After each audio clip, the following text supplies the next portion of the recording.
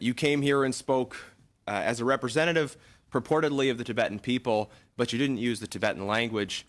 You spoke Chinese.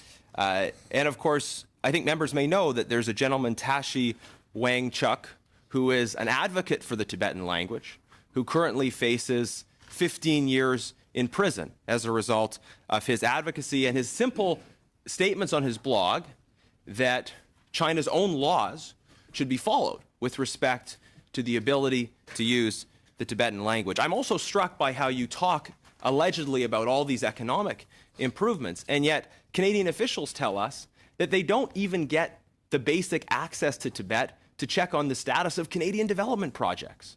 So how are we to in any way assess the credibility of the claims you're making when even projects that Canadian tax dollars are funding, our officials can't get in to see their progress, and they're told by Chinese officials after those projects are complete, well, it's no longer a concern of Canada, even though it's a Canadian-funded project.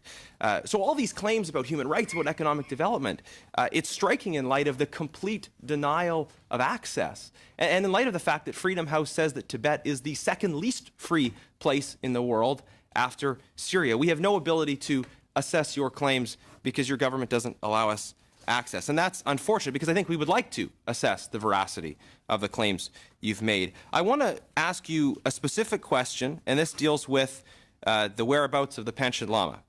Gendun Choki Nyama is recognized by the Dalai Lama and by the International Tibetan